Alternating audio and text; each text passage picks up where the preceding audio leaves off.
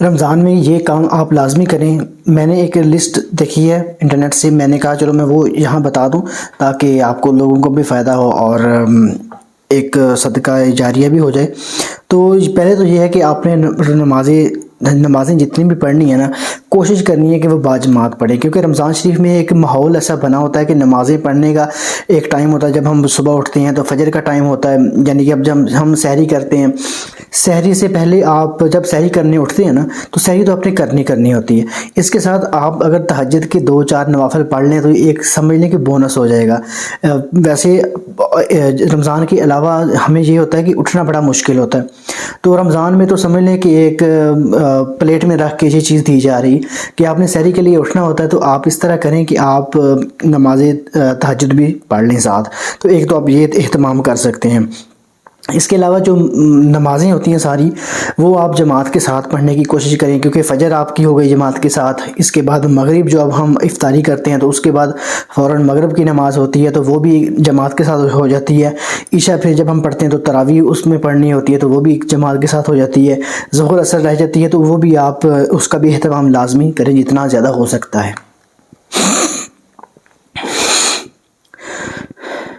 اس کے علاوہ کلمہ طیبہ کا آپ ورد کریں۔ کلمہ طیبہ کے علاوہ بھی آپ کوشش کریں کہ کوئی نہ کوئی تسبیح پڑھتے رہیں، کوئی نہ کوئی آپ چیز پڑھتے رہیں، استغفار کرتے رہیں، اللہ تعالیٰ کی حمد بیان کرتے رہیں، اللہ تعالیٰ کی تعریف کرتے رہیں، سبحان اللہ و بحمدہ و سبحان اللہ العظیم، یہ پڑھیں، اس میں اللہ تعالیٰ کی تعریف ہے۔ اس کے علاوہ لا الہ الا انت سبحانک انی کنت من الظالمین، یا اس کے علاوہ اور بھی جتنی بھی آپ کو آیات آتی ہیں، آپ کو جو بھی کچھ آتا ہے نا، آپ اس حساب سے آپ پڑھتے رہیں۔ اس کے علاوہ آپ درود شریف کا بھی جتنا ہو سکتا ہے وہ ورد کریں۔ درود شریف پڑھنا تو ہر وقت ہی ثواب کا کام ہے، اور جب ہم درود شریف پڑھتے ہیں تو آپ نے حدیث سنی بھی ہوگی کہ حضور صلی اللہ علیہ وآلہ وسلم تک ہمارا درود جو پڑھنا ان تک پہنچتا ہے، فرشتے ان تک لے کے جاتے ہیں، حتیٰ کہ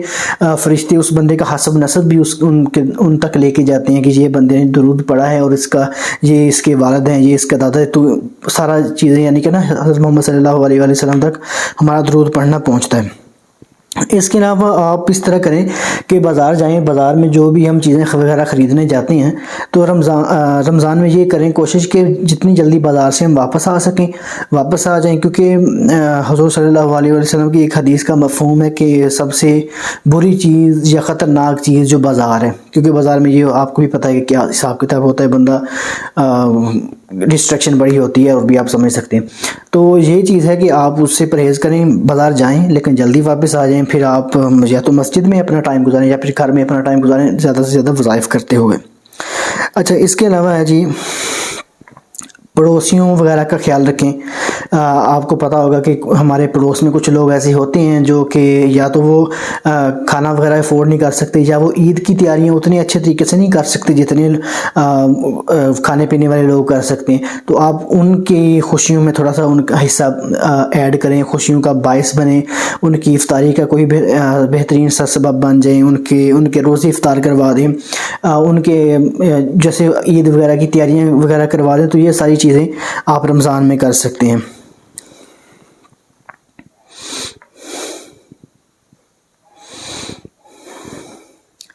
اس کے علاوہ آپ اپنی نظر کو جتنا بچا سکتے ہیں بچائیں، کیونکہ موبائل پہ آپ دیکھا ہوگا کہ یہ موبائل جو چیز ہے نا، اس میں طرح طرح کی چیزیں ہوتی ہیں، تو آپ کوشش کریں، کیونکہ آج کل کے دور میں ہم جتنی اپنی طرف سے کوشش کر سکتے ہیں، کیونکہ ہمارے سامنے کچھ نہ کچھ تو آ ہی جاتا ہے، لیکن ہم جتنی اپنی طرف سے کوشش کریں گے تو ہم اتنا بچ سکیں گے۔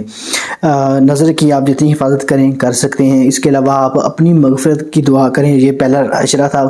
رحمت کا، وہ گزرنے والا ہے، اس کے علاوہ اگلا آئے گا مغفرت کا، پھر نجات جہنم کا عشرہ ہوگا، تو آپ کوشش کریں کہ اپنی مغفرت کرتے جائیں۔